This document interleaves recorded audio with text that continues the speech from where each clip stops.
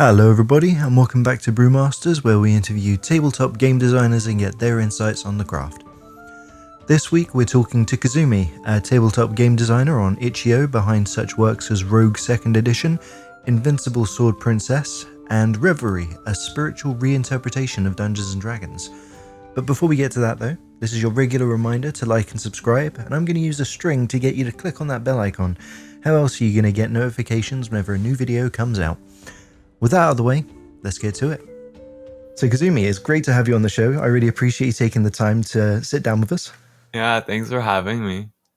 Anytime.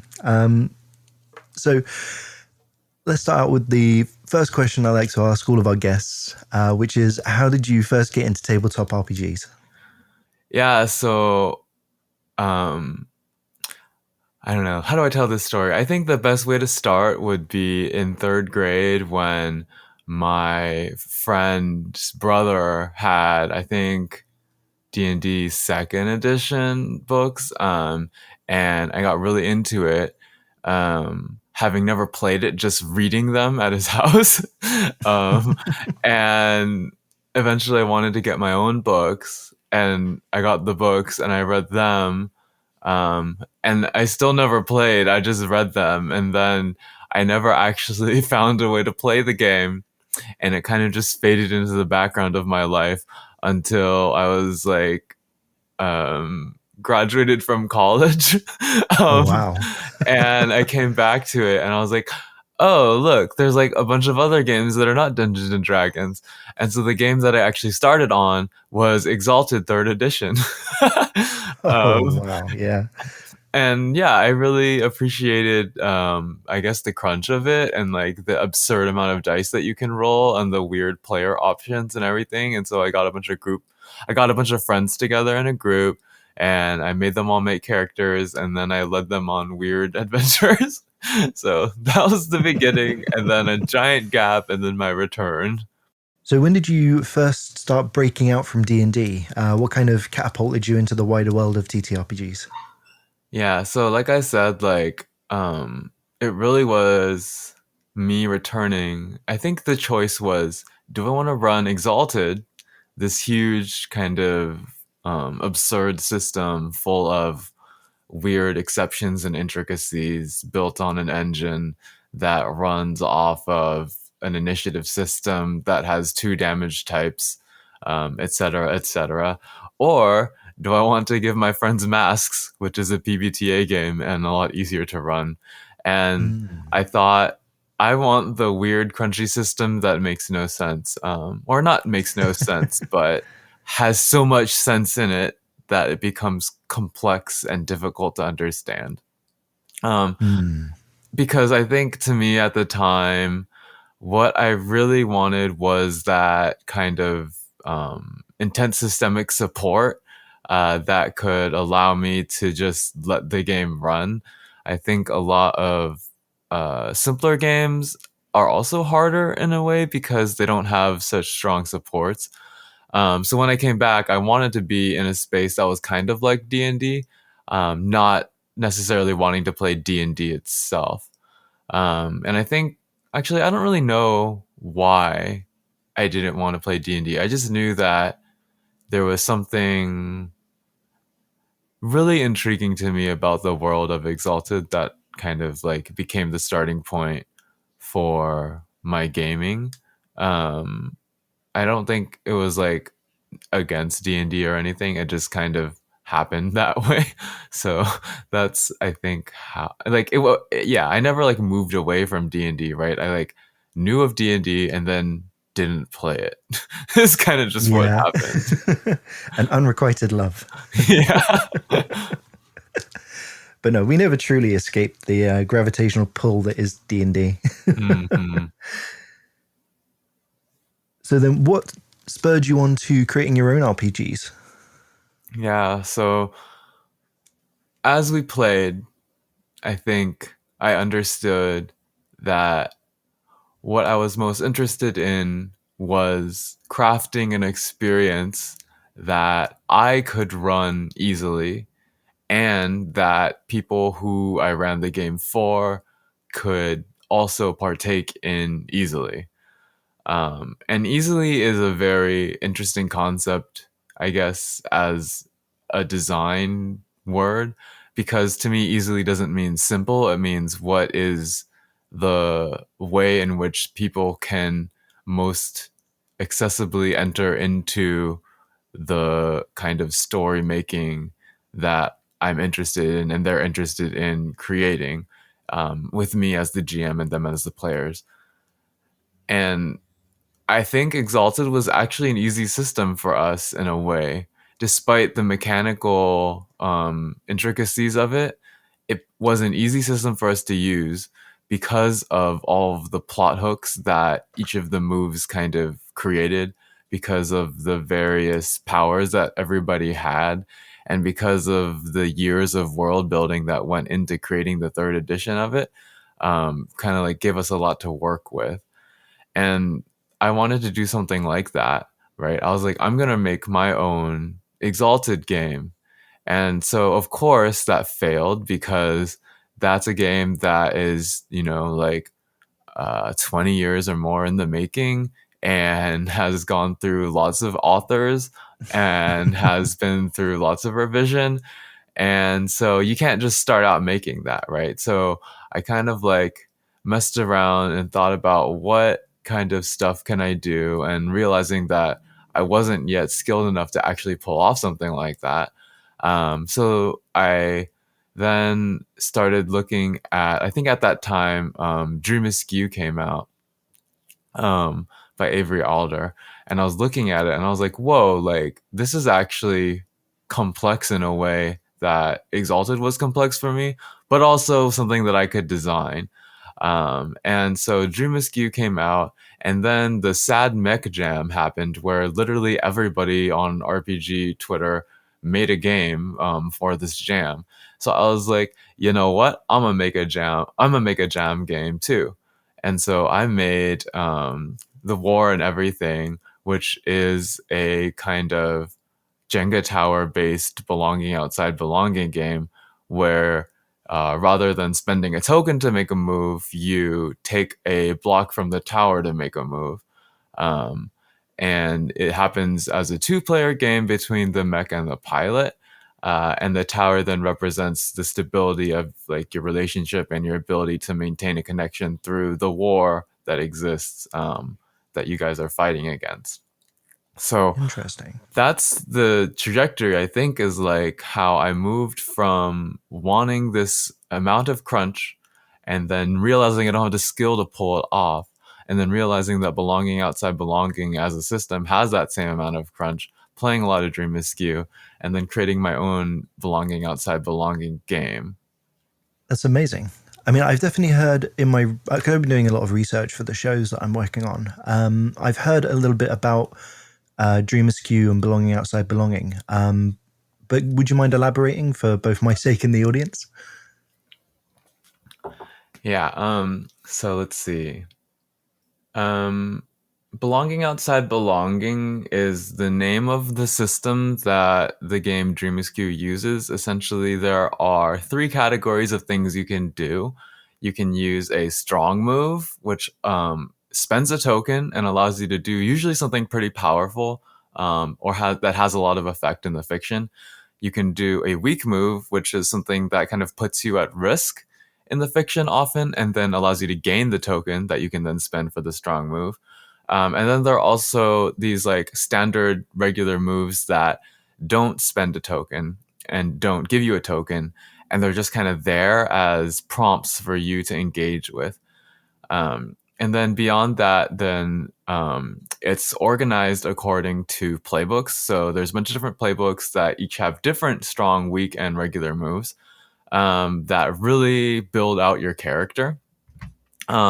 Also, questions on these playbooks that then reinforce really the core system of these different kinds of moves that ask you to describe what your character is wearing, perhaps a secret that they hold, and so on. Um, and so that's the basic player facing system. And then there's also a distributive GM kind of, what they call setting elements system. So rather than having a GM, the GM role is split among, say, 6 setting elements, such as, for example, you could have a setting element that relates to kind of like the bandits that are around the city, and anybody can then pick up that GM sheet or setting element sheet and read off something that happens. So, for example, someone might approach the encampment that you have and ask to trade, right? And so rather than a GM holding that responsibility, anybody who's not in the scene can find one of these element sheets on the table, pick it up, and say that it happens. And so the GM role is distributed across a bunch of different players, rather than having one person who holds it. And so you get this really interesting way of everybody's GMing, everybody's in scenes. There's a lot of really deep character building that goes into it behind it. And then you're just trying to get tokens and spend tokens. And it creates a lot of really, like I said, it's a very crunchy system to me, despite there being no dice that you roll, despite there being no GM, despite there being no combat system, for the most part. But somehow all these little interacting parts kind of fulfill that crunch for me that I really love from Exalted, except it's in a story-based system. That's really interesting.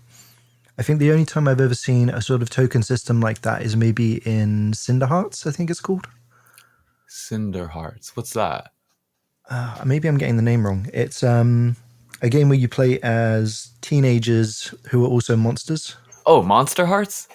Monster Hearts, that's the one. Yeah. Okay, so that is also by Avery Alder, right? And Oh, really? yeah, and so Avery made that game, and then she made a second edition, and I think Dream Askew is definitely in conversation with that, because Monster Hearts comes from the PBTA system, right, which is the Powered by Apocalypse system.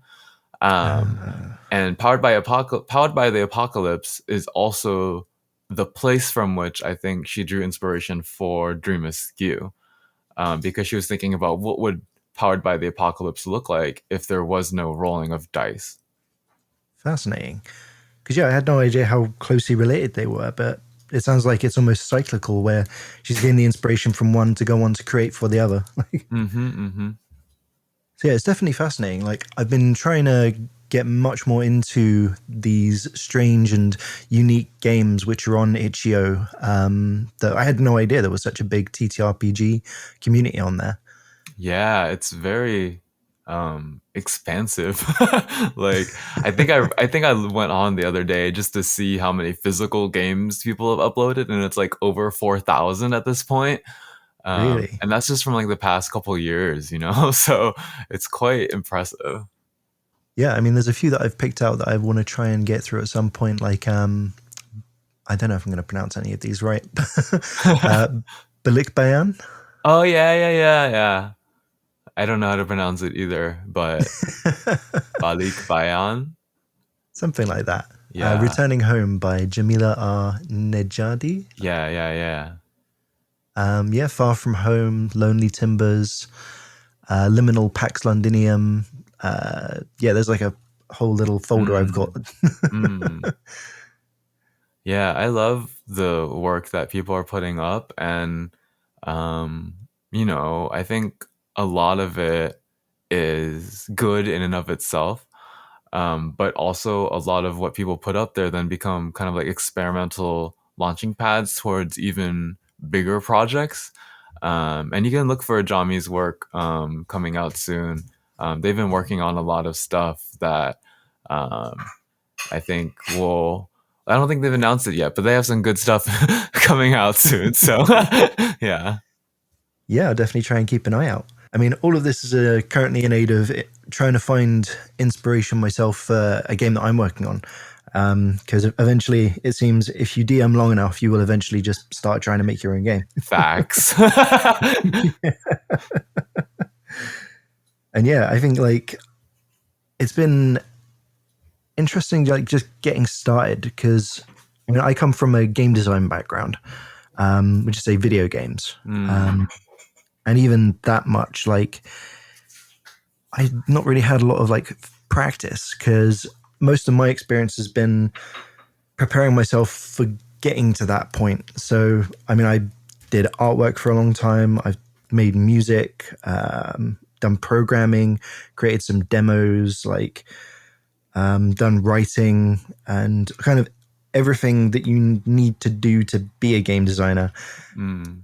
But I've not really gotten to the point where I was a game designer. So I feel Mm. like getting into TTRPGs has been my way of learning design. Mm. So yeah, I think this is the point I'm at where I'm going to be making the leap into actually like putting some of that design work into practice. But I suppose then, what would you say is your advice perhaps for people who are first trying to get into designing RPGs? Because I mean, you've made 5 or 6 now, haven't you? Yeah. I guess, can I ask you a question? Yeah, of course. So what are you thinking of designing right now? Like, what project are you itching to create?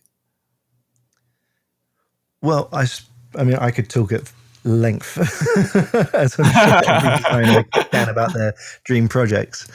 Um, but I would say, long story short, there's the big project, which is elevator pitch, a dystopian futuristic internet where you play as AI, solving mysteries and like exploring the remnants of an internet that's been long abandoned. Hmm. So lots of like investigation, mystery, exploration Yeah. elements. And the other kind of minor projects that I've got kind of rummaging around, I think one of them that I'm interested in is doing a tabletop RPG version of the video game Dokapon Kingdom. I don't What's know if you're that? familiar. It's Monopoly mixed with a JRPG, but designed to be very competitive. Uh, There's like a board game element to it, but you're like landing on shops to buy equipment, which you can then use on blank spaces to fight monsters to level up. And then you can land on another player, kill them, take their money, and then they respawn in a few turns. And the uh, person with the most money at the end of the game wins, basically. okay. That sounds fun. Yeah, it's great. It's on the Wii. uh, But they've never done another version of it since, and I thought it would make great fodder for like a tabletop game design. yeah. Okay. Yeah, I ask because I think I don't know how useful kind of generic advice is, right? Mm. Um, because everyone's so different.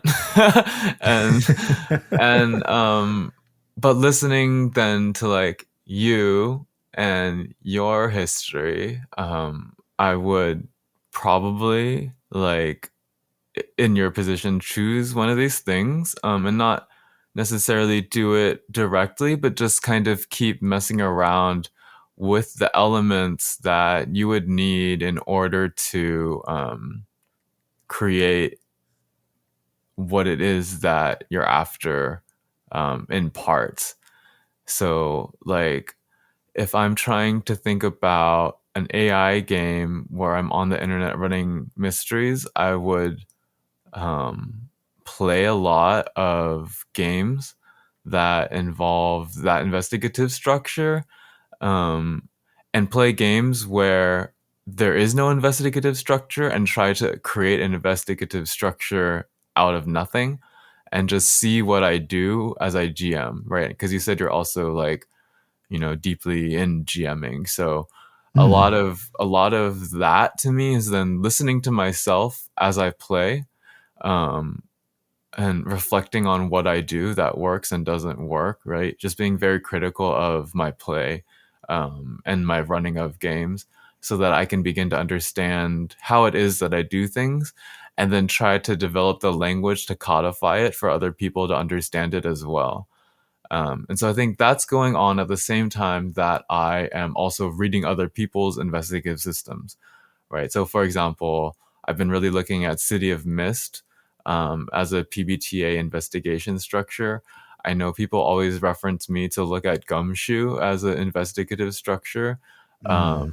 There are, other things out there too that maybe aren't even related to mysteries, but could be used as a mystery structure.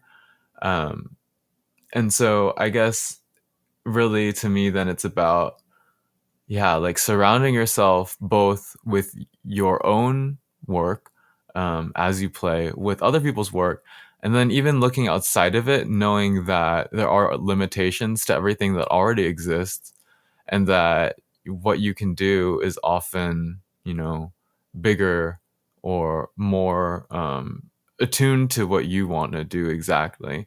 And thinking about that for the future, and thinking about how you can put yourself in a position to like get to that eventually, but also not getting bogged down by wanting that very individual design at first, but just making do with kind of what already exists in the beginning. Because I do think when you are trying to hold a lot of complexity at once, that's when design becomes hard.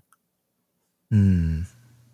Yeah, I mean that sounds fantastic. Like, I think to some extent, I think I'm on that path because my main kind of the idea that I had when I first started approaching this was okay. Well, I need to experience other games to both see how other people have approached the same problem and potentially just steal the best idea.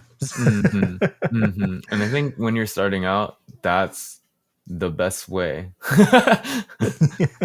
But it is very specific to the kind of game that you're doing. Like, I wouldn't be able to help you think about the other one because it's so foreign to me that I literally have no, advice other than like thinking about like what it, because I don't know, I just have no models for thinking there because it's just Mm. not part of my Yeah, it's understanding. outside. It's outside your wheelhouse, like, Yeah.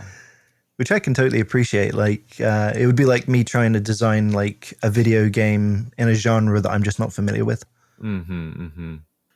I think like one page RPGs are really useful as a theoretical space to work from. I think a lot of my games actually start as one page RPGs or hacks of one page RPGs or like two-page Hmm. RPGs. Um, the thing that has been most useful for me has been studying the structure of very small RPGs. Um, Not necessarily hacking them, but like seeing how they work. So you're not like, because I think it's easy to take a game, replace all of the words with your words, leave the structure intact, and voila, you have a hack, right? Yeah. Um, but for example, like Invincible Sword Princess is a game that I made that is actually a hack of lasers and feelings. Um, Ah. and it doesn't have any of the DNA of lasers and feelings left in it at all, right? But it is a hack of lasers and feelings because what I did was I looked at the structure of how lasers and feelings works, which is you begin with a narrative prompt, right? They're like in lasers and feelings, the ship captain has died, and Mhm. everybody needs to figure out what to, or is not dead, is affected by a disease that paralyzes him, and everyone has to figure out what to do, right? So there's already this kind of impetus to act, and then they also have a random plot generator to then create further, starting scenarios. So the way the game works is it gives you a strong starting scenario, and then it gives you a character who has at least two stats, and then it tells you how to create the character with those two stats, and you also get a couple extra descriptors, and then it gives you a system for rolling that it incorporates those two stats, and then it has a few directions for GMs to use, along with some important questions that the GM can or the players can use to advance the game. Um, Hmm. so that's at the core what an RPG is to me, in a very basic sense. And we could go look at other, less traditional examples of what RPGs are, like Belonging Outside Belonging. But if we're looking at the DNA of Dungeons and Dragons, and kind of like its derivatives, like to me, that's what it is kind of like what I just said, that is in the DNA of, um, what's it called? Lasers and Feelings. And Sure. so just going back to those things, or you could go look at Honey Heist, and you can look at the very specific choices that Grant made in that game to create the structure of it so that it is easy to engage with, right? And that really is a good lesson for me. And like also like when you're beginning to just look at little games and not necessarily hack them, but understand how they work. 100%. And I think it's easy to overlook like the genius that is how minimalism works in RPGs, because it's very easy, I think, for people to look at like something like D&D, which is this gigantic game. Like if any first timer looking at that is going to be intimidated, and I think Mhm. we've all been intimidated at some point. Yeah. And to boil that down to just a single page that's completely playable, that you can run multiple games with without like overlap, I think that is impressive in and of itself. Yeah, and you can look at a lot of John's other experiments and mini games, and you can see how the form of lasers and feelings is not singular, but is translatable across all of his work, even into like Blades in the Dark. I think it even shows up there. Um, the kind of design sense that he has. It's a very strong set of principles that I think he works from, and it's really Mm. useful to understand what exactly they are. And I don't even know if I could describe it, but I know they're there, and I seek to emulate it often. Well, I think it's a great suggestion to start with hacking, because I mean most of the show thus far has been centered around talking to homebrewers for D&D, and Mm, I think a lot of the audience will find a lot of merit in the idea that you can start creating your own thing just by elevate like not elevating escalating the scope of what you're brewing to the mm. level of like the entire game. Like, that's very accessible, I think, for this audience, myself included. Yeah, yeah. I think also like home brewing is game design, um, and is hacking, right? Like I don't draw the distinction between that. Especially when I do things like I made Reverie, which is really just using 5e's rules and pushing it to the complete maximum that I could go so that it no longer is 5e anymore. Like, Wow. like what do you call a game where all of the character classes have been completely destroyed and reconstructed in order to look like a Powered by the Apocalypse game, but still uses 5e? Like that's what Reverie is. Um, and because I really do think that like home brewing is you're choosing which structures to adhere to and which to not, Mm, and then you build off of what you are choosing to keep intact, right? absolutely. And I mean, I took a glance at Reverie. I was really impressed with that. Like, I love the aesthetic that Powered by the Apocalypse uses tropes as character classes and their abilities. I think that's like just makes so Right. much sense. And then Yeah. the adaptation of that into the D&D system is really interesting. Yeah. I think it's like a lot of the D&D classes actually are PBTA playbooks. Like the Warlock is a very PBTA playbook where it comes with a kind of like omniscient master that you must appease, right? Like the PBTA playbooks always have these kinds of narratives built into them, or at least the ones that I'm drawn to most. They have these narratives that are built into them that kind of stock the play space with ways of approaching narratives and allowing for new things to emerge from the beginning. And the Warlock is Mm. definitely that, right? And so I created in Reverie these classes like the Poet, who is essentially a reluctant leader of people, um, or the Crow, who has telepathic powers, and just flies around and knows things, right? Like these things, I think, are much more. They're much more focused. There's not as much adaptability and customization as saying I get a race and I get a class.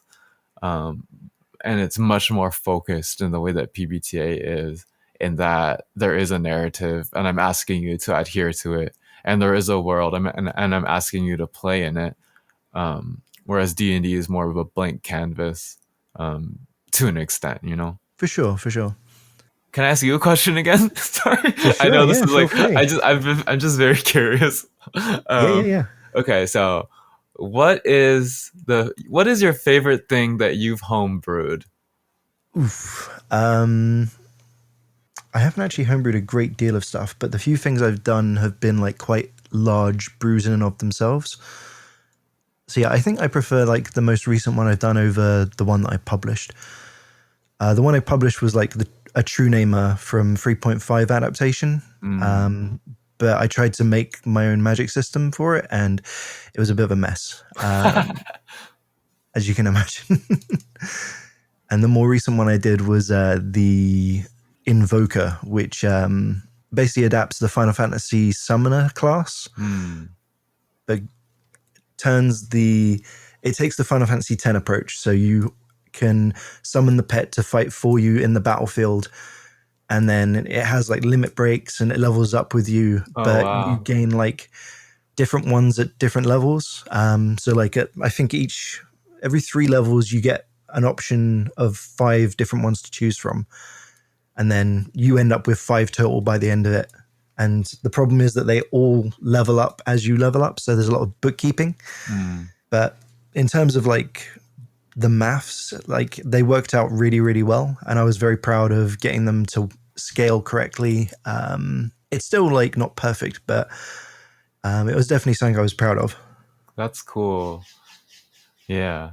Okay, like I asked because like I think there's something to be said about the usefulness of conceiving of this as game design, and to think about again, like I think being, I guess not again because I'm introducing a new idea, but but the thing that I was trying to get at Hmm. before when I was talking about when home brewery ends and when game design begins is that a lot of it is about your intentionality and about conceiving of which part of this is what I am designing and which part of it is the hack.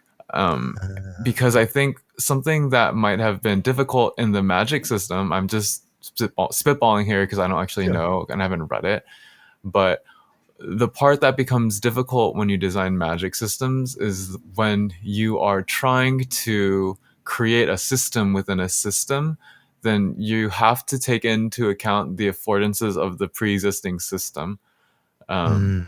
and so the magic cannot operate as magic, in terms of like, here is an effect that I want to exist in the world. It can only ever exist in terms of the kind of mechanical limitations that are imposed on it by the system, such that the mechanics then become the magic. um, and that's fine because you often can, you know, use the system in order to create effects. But when what you're trying to do is to create magic, that the system then is trying to contain, uh, it kind of breaks a lot of the time, in my experience, because magic is so magical, um, that when you systematize it in one particular way, it kind of takes the, I don't know what the word is, like the magic out of it. Yeah. No, I fully appreciate what you're saying. Yeah. I think like the largest problem that I had was, so what I feel like this podcast series thus far has kind of been, for me at least, is a documentary of me realizing that I can't brew my way out of disliking fifth edition. Like, to put it super eloquently, because like uh, over the past like 5 years, I think so I, no, I'm gonna have to do a little bit of backtracking. So I started a D&D game with my friends at work. We were playing 3.5 initially, and good times were more or less had by all for about 2-3 years. And then we started changing over to 5th edition because it looked simpler and we thought we'd give it a try. People liked Critical Role, so we went down that avenue. My players love it. They are all really into the minimal aesthetics Right. and things being more narratively heavy, having to worry less about crunch. And over time, I found myself going the opposite way. I loved the crunch in 3.5 and the idea of having a rule for everything. And 5th edition was just really unfulfilling. Like the combat is oversimplified to the point where it doesn't feel meaningful. The classes, you don't feel like, at least I don't feel like I have enough variety to create like truly unique characters. Right. Or at least to be able to mechanically express the uniqueness of them. Yeah. Like, as you can imagine, coming from 3.5, heavily based around feats and stuff, you had a way to mechanically say that, like, using fire magic is different to ice magic. And even, like, the way that you employ your magic can be different. Like, I think in 5th edition you have like the arcane focus and the component pouch. That kind of feels like as much as you can differentiate your magic mechanically. And in 3.5 you had like the True Namer, the Incarnum, Shadow Magic, Pact Magic. Right. And they all worked mechanically very differently. Like, I loved that True Namers had the ability to roll a skill check to cast spells, and it got increasingly difficult throughout the day, representing like the universe itself fighting you for control. And now I'm obviously at the point where I was getting really fed up with 5th edition. So I started trying to add more and more brew. Like, it just needed more new stuff.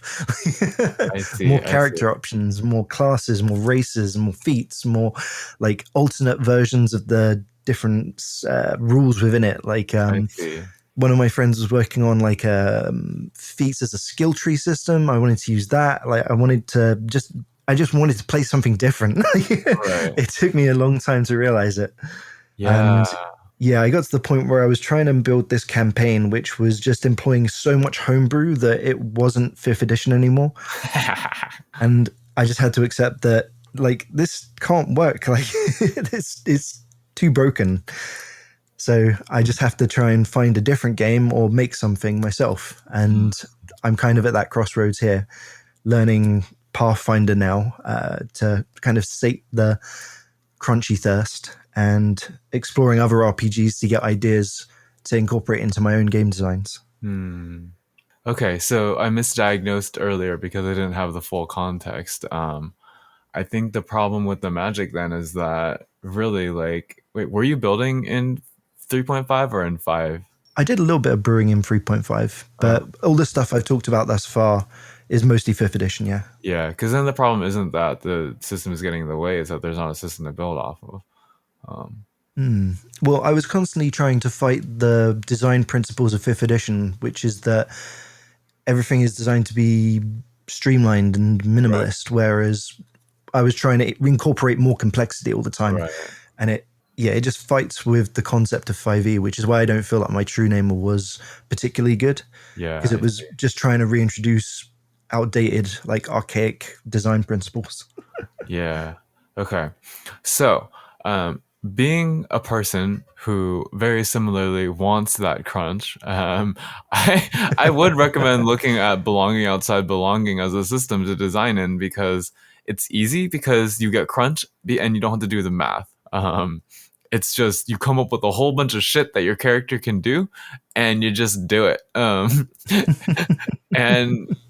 the crunch really does then come from understanding all the time that you have all these different options, and they don't combine necessarily in the same way that a crunchy system might combine things. But narratively, when you combine something like, take a break and smoke a cigarette with fix something that you didn't know was broken, and then you add on a little bit of sneak around without nobody noticing you, you start to get weird combinations of fiction that I get the same pleasure of crunchy, like, I'm going to add this to my attack bonus so that I can then, get a extra, like, whatever to this other task that I need to do. So it's like narratively crunchy. Narratively crunchy, exactly. I didn't know that was a thing. I know, I didn't either until I started playing Belonging Outside Belonging. Right? Because like I think that's what I crave in my design is a lot of character options that all kind of converge in a weird way, such that you actually cannot plan ahead and it's all organically emerging at once. And you have to react to the situations that are presented to you.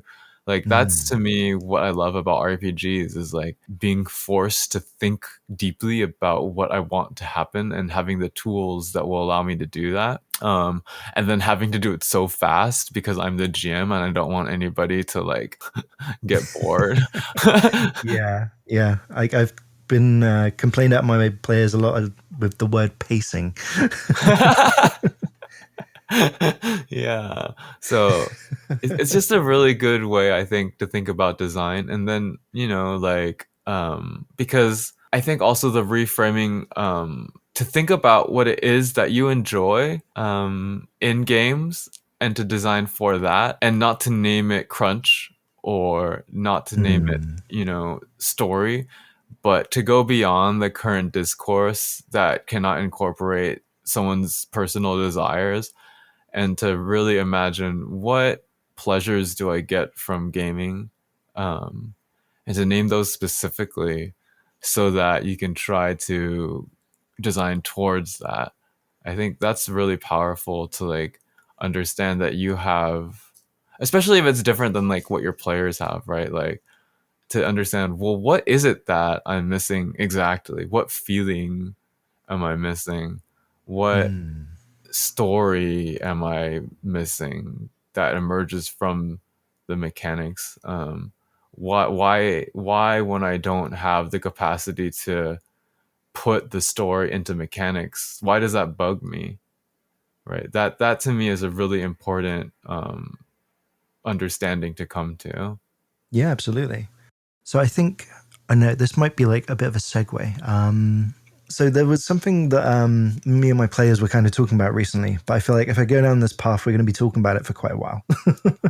Okay. Okay, so let me just put a note here so that I can come back to this branch.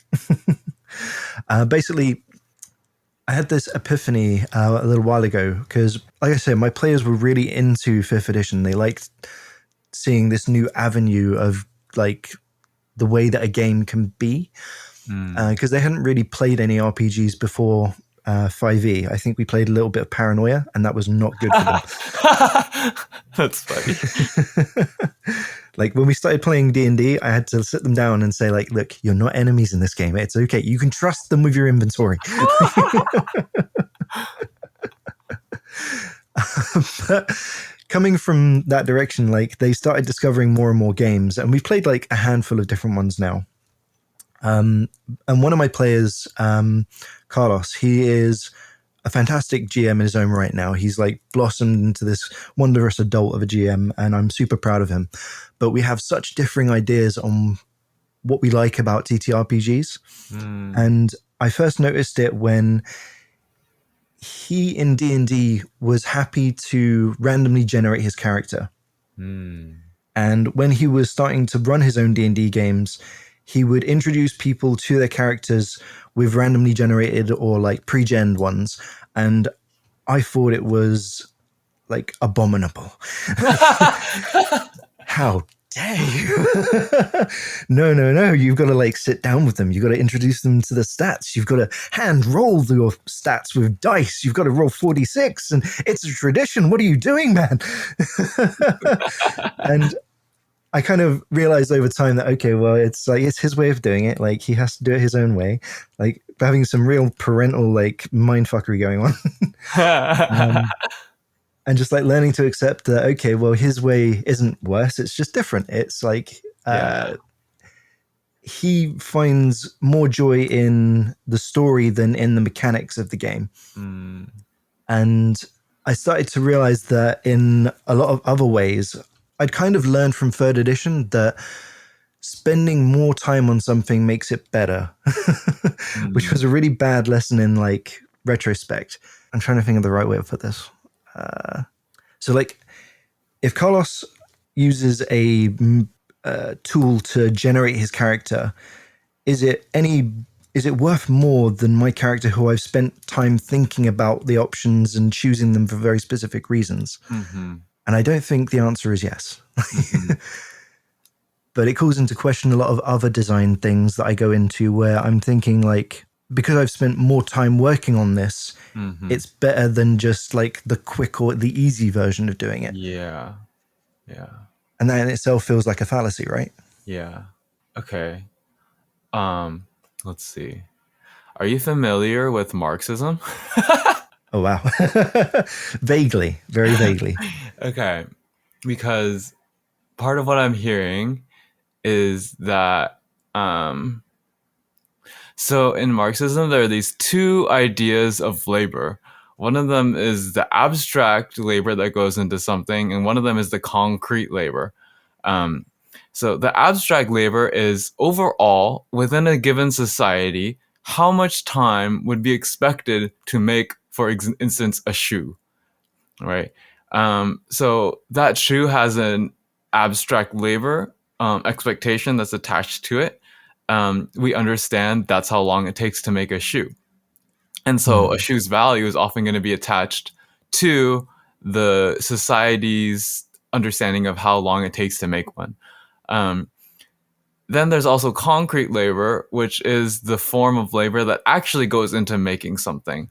And so I can see a kind of dissonance starting to occur then when in your society, which is 3.5, there's this expectation of an abstract labor value that goes into making a character. But then if somebody can make a character with a concrete labor time that is vastly superior to the expected labor of the character, then and then they can still get the same amount of value out of it, then there's something weird going on there, right? And so then that weirdness then comes down to asking, okay, does this randomly generated character have the same value as the one that is more adhering to a normal amount of abstract labor when it gets concretized? And so then what that means is if I put less concrete labor into this object that has a certain amount of expected abstract labor, does the use value of it go down? Is it less useful? Do I get less enjoyment out of it? Is it a less enjoyable character? And then that principle, though, then is interesting because the use value of something is always going to be attached in a game to our derived enjoyment from it, because there is no real value to anything that we put labor into in the game, which is kind of like what the beauty of the game is that the only value that you can create in a game is contained within the game. You can't ever, like, there's nothing useful can ever come of the game in an economic sense, right? It's all waste. And that's what and that's what is enjoyable really about the game, is we're making these things that actually aren't useful, and we're spending a lot of time on it, and so therefore it cannot be capitalized on. We are the only ones that can enjoy the fruits of our labor because we are the only ones who enjoy it. So that's how I understand games in a Marxist sense, and kind of like applying that lens then to what you're saying allows me to intervene by saying that it sounds like Carlos, is that his name? Mm-hmm. Carlos has found a way to cut down on concrete labor and still derive the same amount of enjoyment that it seems you get from amount of labor that is more adhering to what you would nominally expect would be needed to derive that enjoyment. So it's not that like his is more enjoyable. I think you both derive the same enjoyment, but he needs less concrete labor in order to derive that enjoyment. That's amazing. Like, I can't believe I understand this through Marxism now. Oh my God, I can't believe this is how I think. But yeah, I'm trying to do my qualifying exams to be ready to do my dissertation work. So I am deep in this reading right now. Oh no, it's starting to leak. It's always in there, because I think I always have to approach games and game design from a Marxist perspective, because I really do think the value of games is in their inability to be captured in a traditional value system, and that's what makes them fun. No, I can see that there's definite synergy in like those two areas. Like a friend of mine, my old manager from when I used to work, he's gone on to he used to do a PhD in the psychology of gaming. Oh, wow. Like I think he's another person I want to have on the show to discuss like the psychology of TTRPGs, because we've discussed it very briefly on like a layman's level before, but I'd love to have an in-depth conversation on that. Yeah, that would be fun. I'd listen to that. Well, remember to like and subscribe. Got to get it in there, man.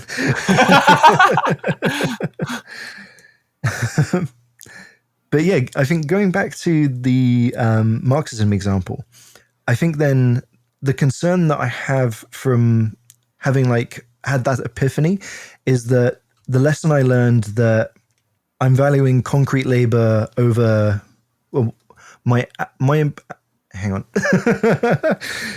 So my idea of how long something should take being the more concrete labor you have, the better, Hmm. could potentially be harmful in the long term, because then I'm applying that same idea to other areas. Like, Right, say that I've never designed a game because my concern is that if I just do it quickly, it's going to be bad. right. So I spend like 10 years learning all the ways in which to make a game so that when I finally do make it, it will surely be better. But it's not Uh-huh. necessarily going to be true, right? Yeah.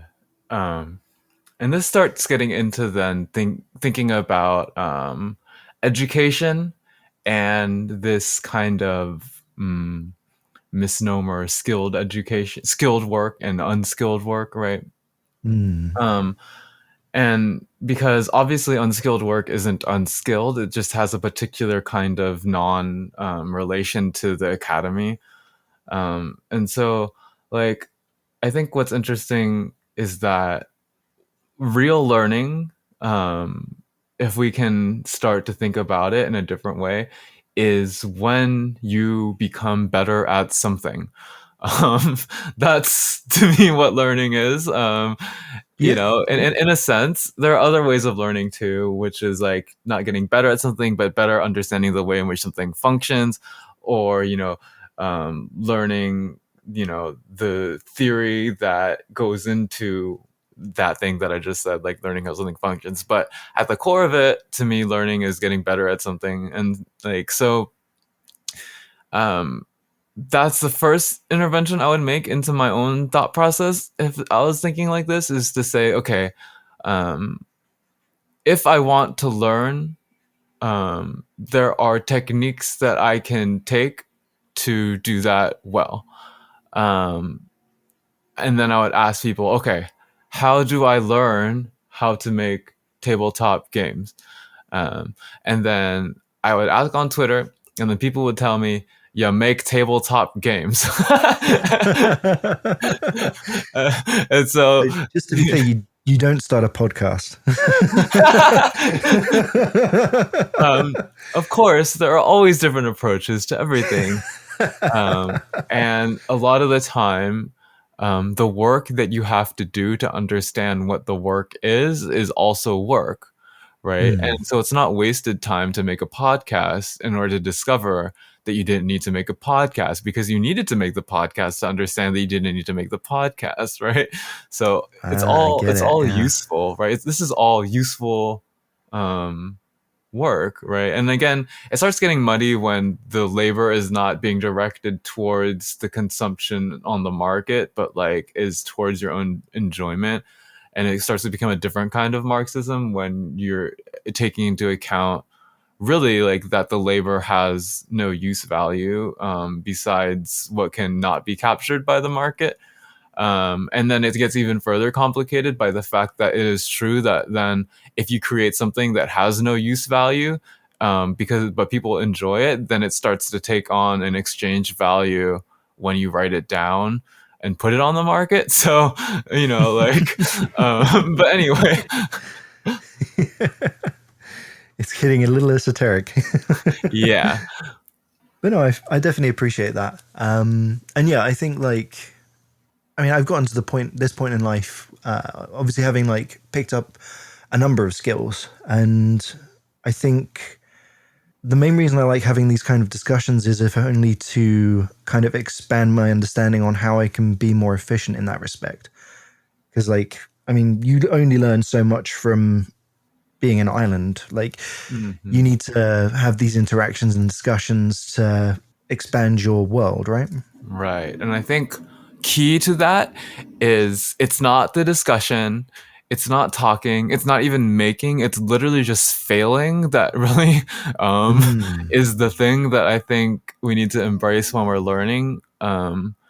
Frustration, inability, just generally sucking, like making broken things that don't work. Like I feel like the magic system that you made is probably one of the greatest lessons you've taught yourself in game design. Oh man. Your frustrations with 5e is one of the greatest lessons you've taught yourself in game design. Whenever we like are upset or like mad about the fact that something doesn't work, um, that's the space that you need to be in, because that forces you to think about your own desires and how you can then adjust the space around you to adhere to what it is that you're trying to do, right? Like I really feel like just in general in life, that's how we learn, is when we fail. But in game design, I think it's even more important to state that. Yeah, I mean, I think like I've definitely benefited a lot from learning that failure is the key to getting better at something like at an early age. But I don't always process that lesson when I fail at something. Mm-hmm. Like I'm, as an example, like the true name at homebrew, like I always thought that was kind of a disappointment. Right. But yeah, I mean, you saying that like totally recontextualizes it, which is appreciated. Yeah. And then you can't stop at failure though, because you have to allow the failure to teach you a lesson. And a lot of the time that doesn't come from yourself alone, but coming in collaboration with others and listening to how they are reading that failure. Like it's really like part of a big part of game design is community and talking to your friends who are also game designers and showing them things and letting them give you their honest reading of it, right? So like I did a game, and I was confused, like, why isn't anybody paying attention to this game? Like I really like it. And my friend was like, you know what, I think it's the cover art. I think you're too close to this material and you don't really have the space to like consider the art differently in the way that you do with games that are less close to you. And I think that was a really insightful thing to hear, like that, oh, like it's not that it's just a failure, but that like part of it is I'm way close to this game, and it's also very specific to a particular kind of genre that I can't find stock images for. So, because it's so niche and because it's so important to me, it was hard for me then to describe to other people what was important about it. And it was important. It was hard for me to find a way of, visually representing that importance too. So I I see. failed and I didn't know why I had failed. And usually I can come up with an answer, but here I couldn't. And I had to ask somebody, like, why do you think this didn't work out? And, that was a really good lesson for me too. So that failure, that reflection on that failure, and then really incorporating other people's reactions to it. And also their reactions to your successes and what they found useful or interesting or fun about something that you did as well. Yeah, 100%. Like, it makes total sense to me. I think, yeah, it's again something that I don't really think of literally, but it's definitely something that I've kind of unconsciously come to. And being able to like hear you put it into words like that is really valuable for me. I'm glad. I also, in addition to studying for my own exams, I'm a teacher. I've seen you're uh, teaching Asian American studies, is that right? yeah. Well, usually that's my main thing that I teach. Yeah. What was it that initially got you interested in teaching then? Okay. Let's see. So I'm gonna do the short version of teaching Asian American studies. I think that's the narrative. That's important because I decided to do a PhD in cultural studies, which is kind of like an interdisciplinary field that bridges things like ethnic studies and sociology and anthropology and visual culture and literature, and just takes all of the humanities and smashes them together and lets you do whatever you want. Basically. So I was sitting here in the midst of all of these things and being forced to teach Asian American studies. In my first year, I had no idea what I was doing, and I just kind of like barely struggled and barely survived to do it. Um, and I guess as I kept doing it, I realized I wanted to get better at it because I hated feeling bad at it and not feeling like a good teacher. So I just kept thinking like, how do I do this better? How do I do this better? And it wasn't until I started building actual relationships with some of my students that I was able to understand what it was I needed to do to become a teacher, which was really to think about where they were at, think about how they were thinking in the moment, think about all of the stories that they bring into the classroom, and then try to give them the tools to articulate what they understand about their life already. Right. So I became passionate about it because I realized that there was something I could do to help people, to contextualize the way that things were happening in their world against a different backdrop of ideas, a different set of perceptions, to give them the history so that they could understand why these things were happening to them. Like all those things were really important to me as I became better at teaching. And so at this point, that's what really draws me to it, right? Is that I can talk to people about their lives in a way that allows them to think differently while still telling the same story, right? And so I was talking about this with my friend yesterday. Like, I really feel like that's the point of a good teacher, is to allow someone to talk about their life differently. Yeah, I can see that being a very, I mean, I want to say personal experience, but I think maybe even like to the point of being like spiritual experience. Yeah, definitely. Because I think like in the UK at least, I'm not aware of cultural studies being like a very big thing. Oh, let me tell you. Can I tell you? Yeah, yeah. Cultural studies comes from Birmingham. In the UK? Yeah. Really? Yeah. And it emerges from the major person that we study is Stuart Hall, um, who is Jamaican and came over, I think, in like the 70s. Is that it? No, he was The name early sounds on. familiar. Stuart Hall. When did he? I forget. Anyway, he in 50s he migrated from Jamaica. Shortly after the Windrush generation, right? So he's part of that early wave of immigrants, and so he was over there trying to think about, with a bunch of other scholars, how do we think about the fact that, you know, how do we think about the continual moving right of England? How do we continue to think about the crisis in Egypt? How do we continue to think about the fact that the left is no longer what we thought it was? How do we create a new left? Right? These were all the questions that they were thinking through as they were starting this program. And they called it cultural studies because they found that culture was the site of struggle that they were really focused on engaging in.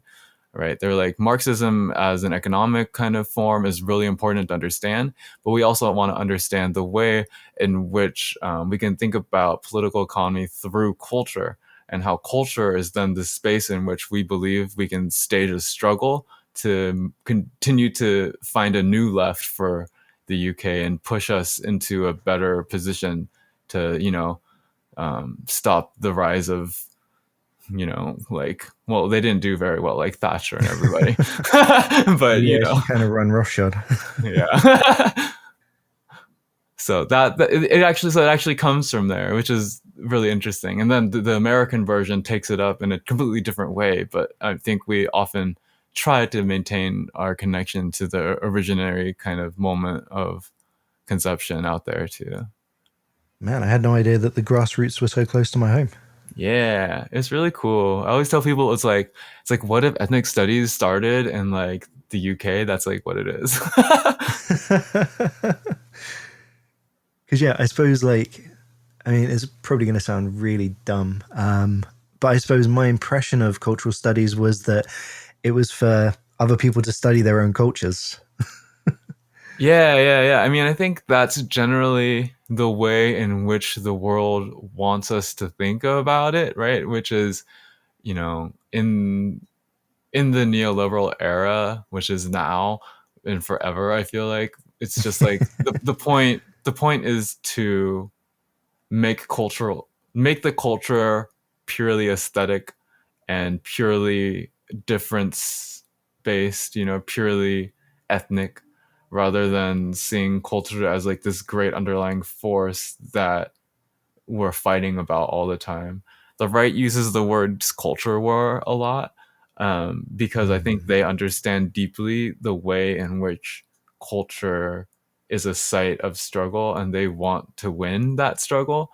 But the left often is stuck in having to deal with racism. And so people need to identify with their culture, and then culture becomes like very singular rather than a national and international force. And we forget about the fact that the right is staging culture wars and we're not fighting against them.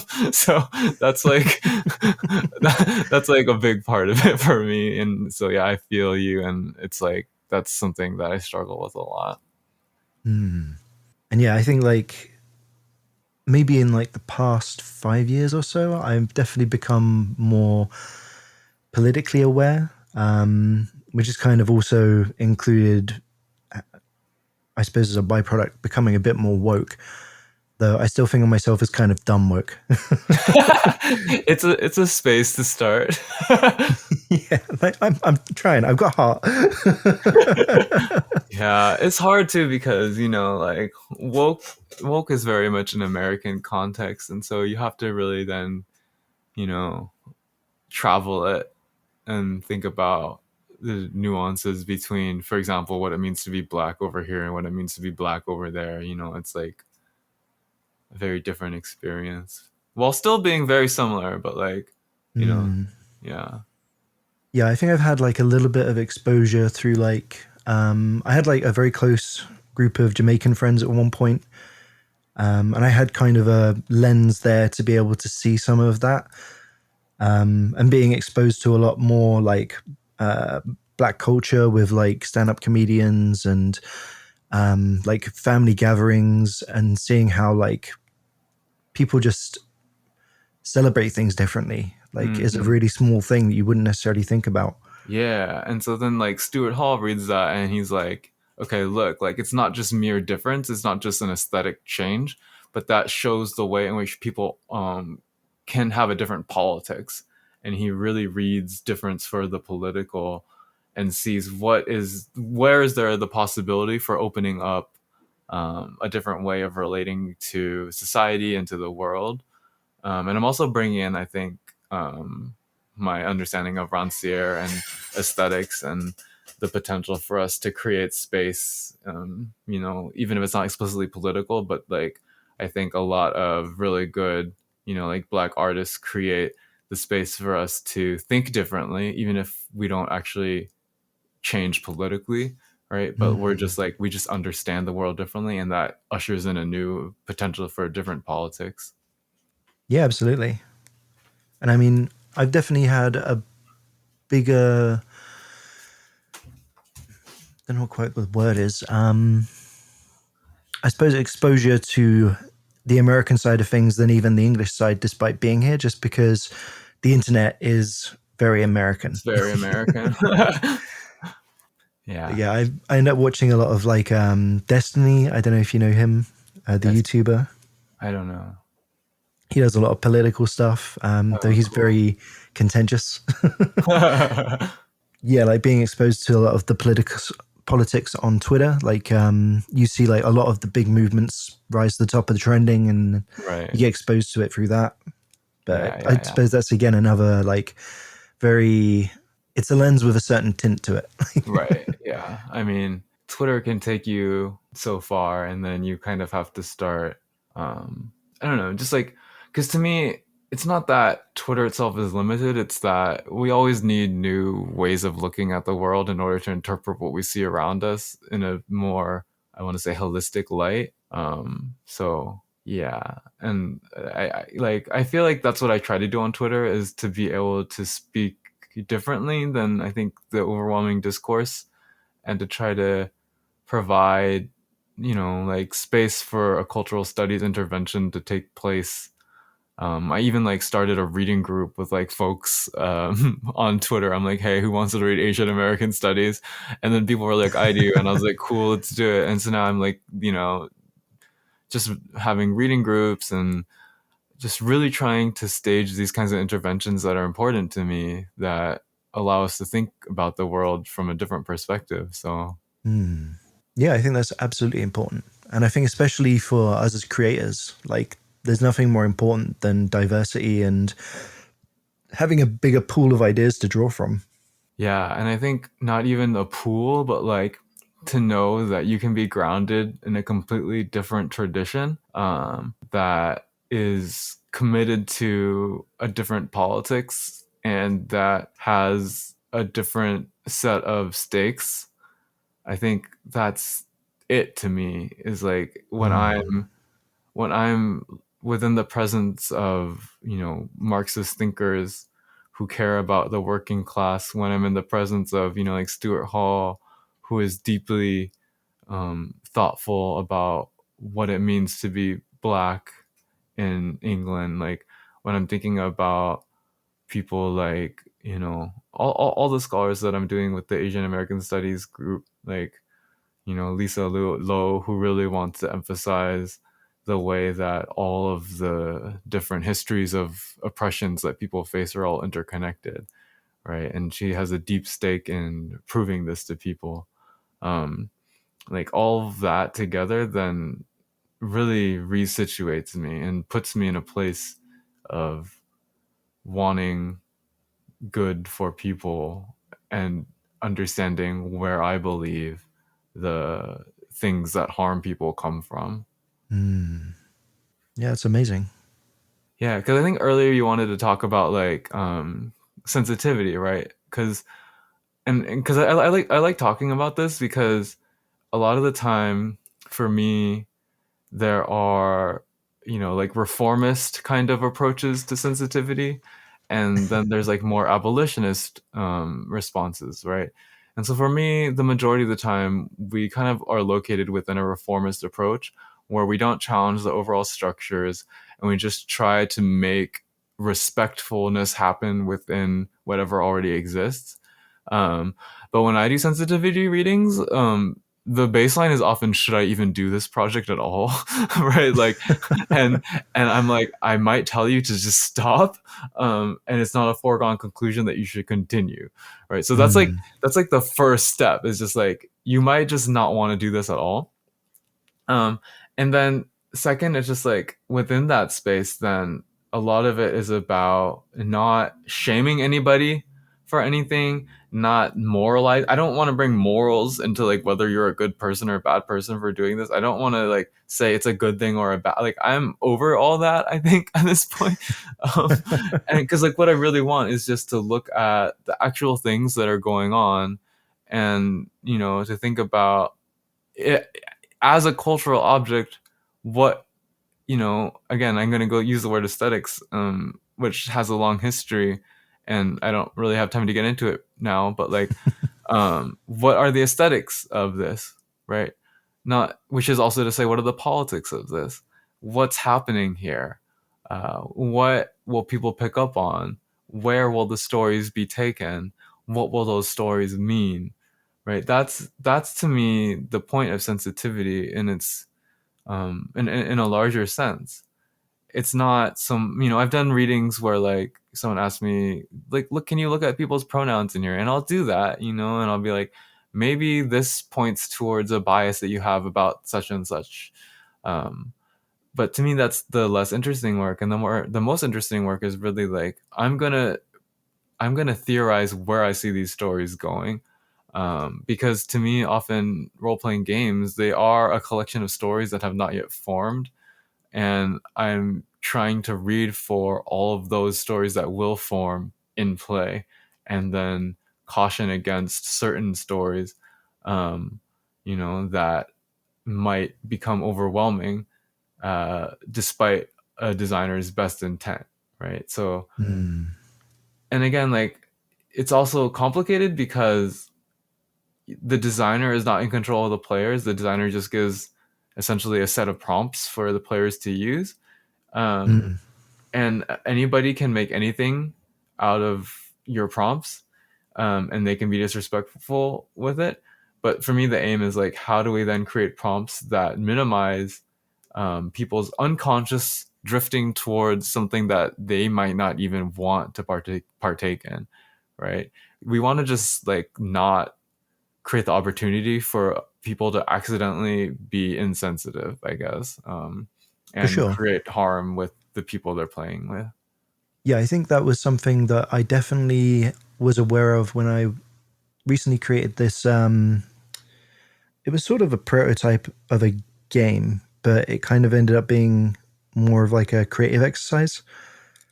But the problem I found when I was trying to write it is that the players and what's being described is very vulnerable to perversion. And I don't mean that in like in a Mm-hmm. sexual way, just in the sense that anyone with any kind of negative approach to it can easily twist what's being generated because it is so vague and esoteric. Right.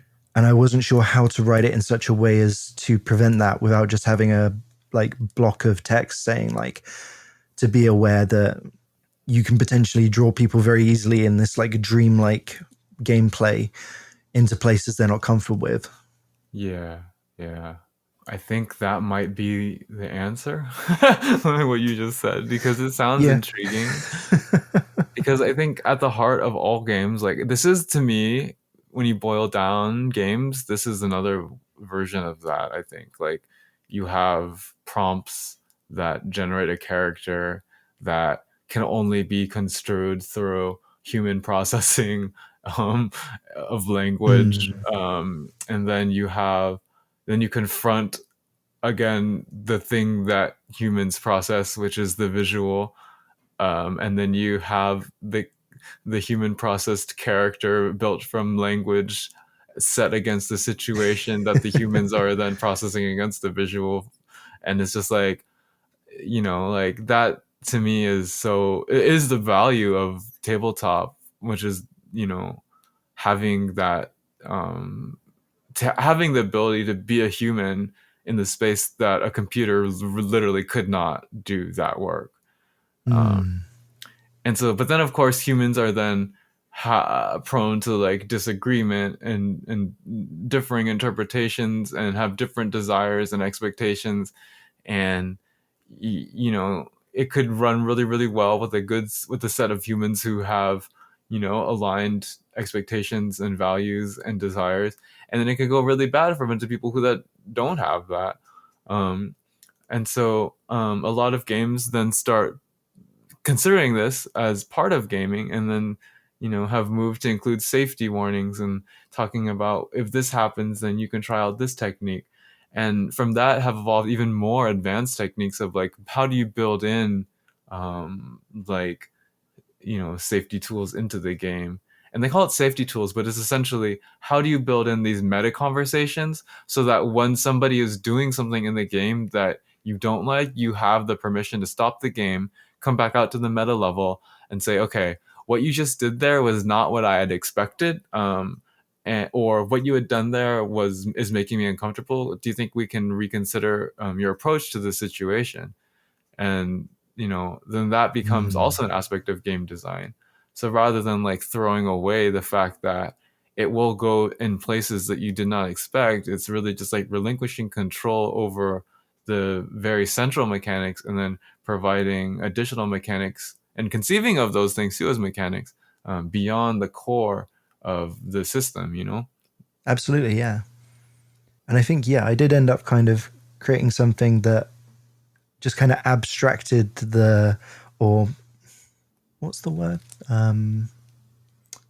It's not abstracted. It's like reduced, I guess, an RPG to its like most basic elements. Mm-hmm. And that in itself kind of exposed the obvious problems therein, which I think, Yeah. yeah, was probably a valuable experience. I mean, I think it's interesting that you said it wasn't a game and you're talking about it as if it were a creative exercise. And like, I think then questioning, well, what's a game and what's a creative exercise? Like, not as like a not in order to come to new definitions, but just to understand that like there's a continuum, um hmm. and that a game exists. you know I guess not to say that you were wrong to call it not a game, but just to then consider, at what point does it become a game for you, and is it important that it's a game for you? These kinds of questions. Those are interesting questions. I suppose, like, because I playtested it a couple times, and the general consensus was that it didn't feel like a game. I guess because it was intentionally so abstract that I think there were scenes where it was like, okay, you're on a beach, because I had an image of a beach, and then like you materialize in front of each other and you can interact, and then they're figuring out how they can interact with each other by looking at their character sheets and saying, well, based on this phrase, I think I have a mouth and I can use that to talk. Wow. And then the other person seeing their sheet and being like, okay, well, I don't think that I'm human, because the way I interpret this piece of text with this heading seems to indicate that I'm a mantis. And it's like, okay, well, then the other person perceives your ethereal shape change into that of a mantis. That is what you are now. And there was no real limit to what they were able to do. They were just kind of interpreting I what see. they are and how they can interact in this like etheric I see. space. And I think at one point they were on a yeah, it was the beach, but the water was origami, so it was like pieces of paper like fluttering in and out, Mm. and they were starting to discover their sexual organs, and it got a little bit weird. Mm. But obviously, that particular group, they were all really close friends, so it wasn't uncomfortable. But I did have to like pause the game and say, "Is everyone okay with this?" Yeah. I felt Yeah. like I was probably the most uncomfortable person there.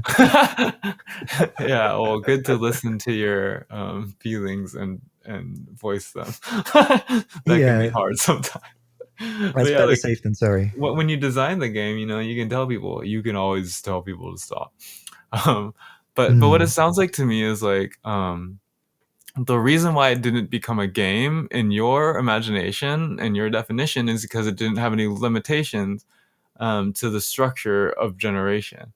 And like when you think about something like D&D, D&D is born from limitations. The limitations are the thing, right? And Mm. you build using limitations.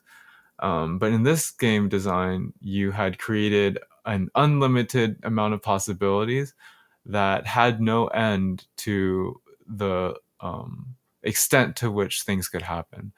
And so that's why things like applying a token structure or rolling a die or whatever it is, like you then have to, it then becomes limited.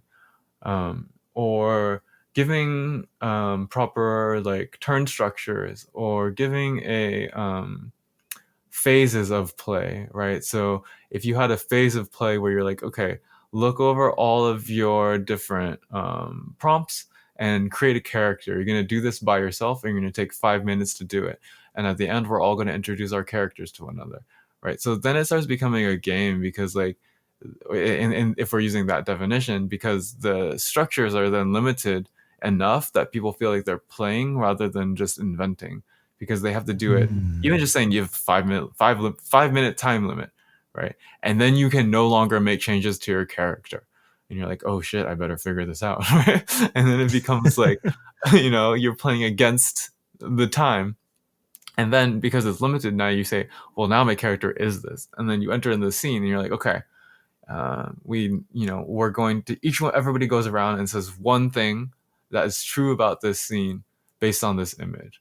And you go around and you do it, and you're like, okay, now we're going to get rid of this image, and there's no image is no longer here. Now all we have is what we said is true about this scene. And now I'm going to include a token system where if you use one of the prompts that we made for this scene, then you'll get a token.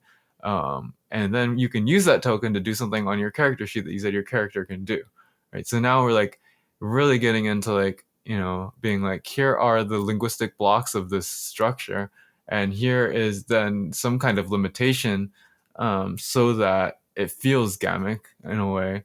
So it feels like we're taking turns. So it feels like, there's something extra besides just sitting around and telling stories or whatever. Like that's to me what happens, right? And I think starting from where you're at there is a lot easier as a game designer to conceive of than starting from the magic of a mechanical system. Because what you did was you created real magic, and then it was uncontainable. And like that, it was a magic system, right? You created a magical, like, if you also think about games themselves as magic, I think that's a really useful space to begin with. Like, you created a magical experience that people took part in, but it was so magical that it no longer became a game, and they didn't know what to do with it. That's a really interesting way of putting it. And now I'm just thinking of Kazumi's Games as Magic. Games are magic. I think I talked about this before. Oh no, I called poetry magic. But like art, any kind of participatory feelings, right? I think, I called poetry readings magic because I think poetry readings summon certain affects into the world, summon kinds of relations and ways of seeing, and you're in this space where people are talking about stuff, but it's not like really talking about stuff because poetic language is so weird that it like forces you to just feel without thinking. And so everyone's just sitting and feeling and not thinking together. And I'm like, that's kind of magical, right? Um, and I think what you did there was magical because, it allowed people to access these unconscious things, which I guess turned into sexual tension.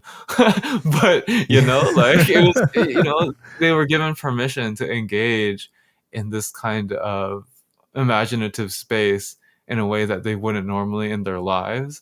And I feel like that's, if games are magic, that's what they allow us, is the ability to really sit with ourselves in a different way than we normally do. Yeah, I mean, I hadn't really considered it that way, but I definitely like your interpretation. And I think, yeah, like a large part of it was that it was too boundless. Because, like, I think ultimately it was just like played within a set period of time. So I think I was setting up the scenario using tarot card reading and then applying that reading to some imagery, which I got off a random image generator.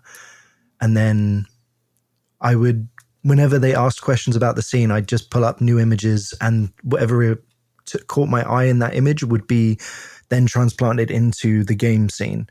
And it became very dreamlike and sort of hallucinogenic. but also completely nonsensical. Yeah. So nothing would function in an overly sensible way. But that Yeah. did kind of lead into its own adventure with, like, I think there was a object which became hostile and kind of gained its own personality, and then that kind of, the players kind of made that the focus of their gameplay, and it ended up kind of reinforcing to me, okay, well, now I have something to play with within this like chaos. Mm. And then chasing after that, finding it and subduing it kind of became the narrative, and it neatly rounded up about the time of the end. And then I just kind of let them wake up from the gameplay experience. Mm.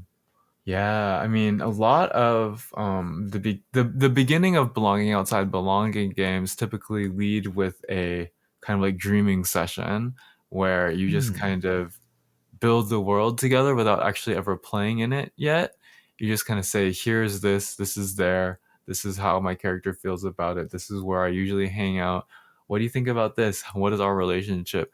And you just go through all this stuff. And it could take, depending on who's playing it, it could be an entire session of just no play, as we might traditionally conceive of it, but just really building out the setting and building out relationships. And people really love that, and will do gaming sessions devoted entirely to it. So again, I think that what you said there was like has a very you know um, direct correlation with something like that, where you are given permission to have nothing happen for an extended period of time as you figure out, what is your new body, what is Mhm. this new place, what exists here, how am I in relation to this world, until a weird object comes out and starts antagonizing you, and that's when the game then transitions and you're like, okay, now we're in scene play. Yeah, that makes a lot of sense. I think I found that, like, I ended up playing it twice, and there was a third time planned, but I'd kind of intentionally chosen the first two groups based on people that I thought would vibe with it. And one of my players has, in the past, in D&D at least, mentioned she really doesn't like dungeons because they have too dreamlike a quality. Like, there's I sort of, she describes it as nightmarish. The idea that she can't properly mentally clarify the space she's in, and it just feels like endless rooms that all look the same. Hmm. It takes on a really like unpleasant sort of visual for her. So I Right. thought that this game would be kind of overload on that sense Yeah. for her. I don't really know how to combat that, I suppose. Yeah. I think I maybe think, that kind of person just needs to play a more structured game that. yeah. We all have varying levels of, I'm gonna call it crunch, that we like. Um, like the amount of prompting that we need. And often too, right? Like a lot of it means how comfortable are you sitting with nothingness and building from that nothingness and giving, the time to it. Because I don't like it. Like I like jumping in as fast as possible and figuring it all out later. But, other people really like that slow immersion and trying to figure out what is possible here and like who are we and like I've played games with people who build characters for like hours and I'm just like, yo, like I was done like 10 minutes in, like let's Yeah. just play. And there's absolutely people who will look at a role play scene and be like, why do I care about this? This is a waste of time. This is not proceeding, like, this isn't pushing the game forward. The narrative isn't going anywhere while you're doing this. Like, Yeah. Yeah. So for me, I get stuck on like being like, let's push the narrative, let's push the narrative, let's do something. Um, to a fault almost. Like I'm so proactive in wanting things to happen that I often forget about, like just having a nice descriptive space for people to breathe, and for relationships to form. Because my gymming style is like, okay, like it's been a minute, you haven't done anything. yeah. It reminds me of a Matthew Colville video I saw where he tries to present archetypes for players. Hmm. I think the idea is well intentioned, but I think there is probably a danger to putting people in boxes like that. Hmm. Even if it's like more general, like if you describe someone as like a power gamer or Hmm. an actor or something like that. Yeah. I mean, I think what the way that you described your player was very caring and delicate and thoughtful as to what her desires were. And, I think that's a much better approach. And I think, you could even push it further and just talk to her and hear out like her perspective on dungeons a little more and try to understand it better because obviously we can't really put that kind of existence as a player into boxes because they're just we can't really classify really like the way that we play except as like I don't know like a nominal understanding but I do think there is something to be said about knowing that everybody gets something different out of the game and everybody has a different sight of enjoyment um, but also knowing that those enjoyment spaces are often even um, unarticulable to ourselves. We're not conscious of what exactly it is that we enjoy. Um, we name it as something that is easy to name because we have archetypes like power gamer, right? We know that archetype exists, and so we will be able to articulate our desires as being conceived of inside of that discursive space. But what's actually happening, right? That's not always saying like, why do you like the crunch, right? What is it about it? Not just stopping at saying, oh, I like crunch, but like, okay, well, why? Like, what pleasure do you derive from this experience? And what is the pleasure that you hope to gain from playing games?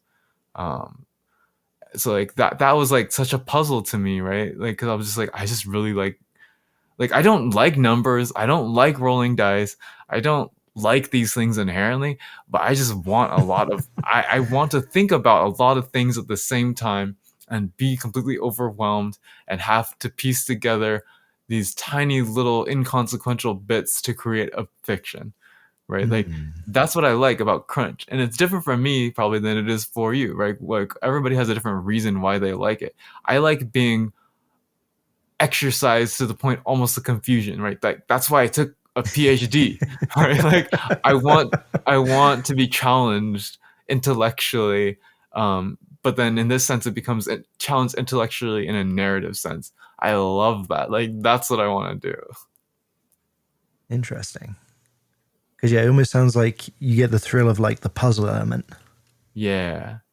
And I think it's the puzzle of doing it really, really quickly too, right? Like Mm. I don't like when I have to stop and think, but I like when I can look at, a bunch of different modifiers that people are piecing together and quickly come to the conclusion of what it must look like in the narrative and how that affects mechanically. Yeah, that makes sense. Whereas I feel like for me, maybe I don't have an answer. I think the thing that I pick up on is like this, right? Like if it's an anxiety about somebody who generates randomly and has a lot of fun with it, it's like the question that I would be asking myself is like, um, is it okay for me to have fun by myself building stuff?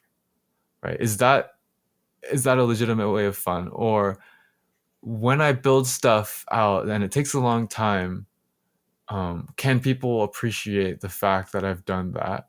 That I've created these intricacies that are really nuanced and important to me, and how do I make sure that people understand that, and is there a system that can hold this style of play where we each can build really methodical characters and have each of those choices that we make be important and contribute to the narrative, right? That's Mm. the question that I would ask if I'm thinking about your style of play. um, and Yeah, because I then definitely I love like the way that like Pathfinder does things. because like Right. everyone is very mechanically expressed, and I have my mechanic for my class, you have your mechanic for your class, and they're cool mechanics in and of themselves, but they're Right. not the same. And I think the way that they approach criticals, that you can critical just by having enough plus ones, really encourages the whole team to collaborate. And okay, well, I can give you this bonus by doing this, this, and this with my character, and you can use that aura, and you can like use this cover in order to use your class ability, and all works together to get this one person to crit in order to win the game. Like Right. Yeah. it's got like a tactical element, like it's mechanically encouraging Right. teamwork as well. Yeah. Yeah. The thing that is hard about Pathfinder is that there really is separate mechanics. And D&D just overall, like each class is so specific to itself that it takes an entire like set of design principles to do one. Mm. um, yeah. And you know, a lot of the time if you're used to that, it will start feeling samey if you're playing in another system. Um, and so that's always a hard thing to get to. Well, I think another game I really liked was 10 Candles. I don't know if you're familiar with Mm, that one. yeah, yeah. The way that the mechanics work create the narrative beats that you'd expect in like the movie kind of what you're seeing. Mm, So like right, the way that a person, every time a person drops off of the game, it moves a scene. Like right. it kind of reinforces its own kind of visual aesthetic. Uh, do you feel like that's in alignment with your desires for each character to have mechanically distinct options? I feel like they're both very clever. I suppose the thing that connects them is that they both very elegantly achieve something through mechanics. Hmm. Like in Pathfinder, you have like each character that works very differently, but no two characters would ever feel the same. Like it Right. feels like you can express two very different versions of the same thing.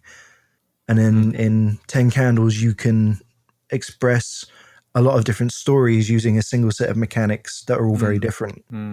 okay. Cool. Because like I think you know, and I need to head out pretty soon, but Oh yeah, like yeah. you know, I think this is a good place to end, right? Which is what we can come away from the interview with is a different set of understanding of what um, what the desire that you have is for this design work that you're doing, right? Because um, if you go to it thinking what I want is to create a crunchy system like Pathfinder, that's not getting to it. But I think what you said is you like games that have mechanics that elegantly express a particular um, either character or cinematic kind of narrative structure uh, in the way that the game unfolds.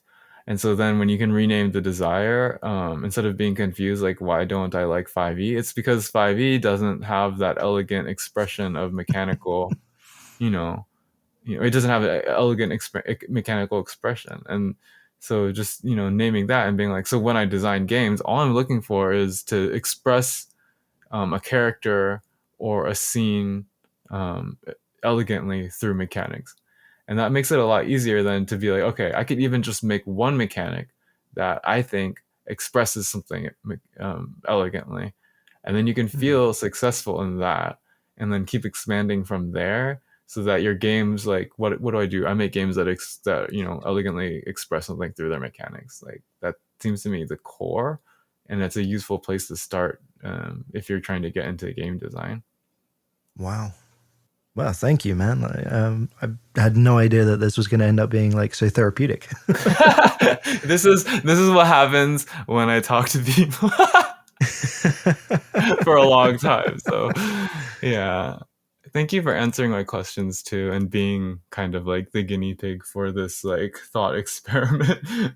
Oh man, like thank you so much for being here, like having this conversation. I mean, I've never had like a conversation, at least on this podcast, let alone like amongst friends, that really like drew something out of me like this. So that means a lot to me. Thank you. Yay, I am a teacher again. I just go into spaces and I just do teacherly things. But yeah, I really like, I really just like, this is what I like. I like listening to people and thinking deeply about like where they're at and like what they want and like trying to articulate it with them, and I really hope that you can design whatever it is you're looking to design. It's such a beautiful thing to like get to that moment where you create that elegant mechanic and it works, right? Like it's so deeply satisfying, and I wish for you to have that experience and to continue to make games that can do that.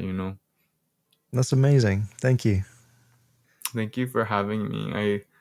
I really appreciate you reaching out and setting this up. So No, absolutely. Like I think this is like a wonderful precedent to set for this sort of new direction I'm going in. And yeah, I'm looking forward to having hopefully more conversations that are equally, if not more so, rewarding. You set a high bar. Thanks. And thank you again to Kazumi for joining us. If you want to check out their work or follow them on Twitter, you can find all the appropriate links in the description. As for the next episode, I'm taking a break for about a month so that I can tend to some life stuff and finish up some projects that I'm working on. Speaking of which, I can finally announce that I am publishing my first tabletop RPG. We discussed it a little in the latter half of this episode, and it was in part because of chatting with Kazumi that I was encouraged to finally flesh it out. The game is called Qualia. It allows you to explore a dreamlike, surreal reality that changes every time you play.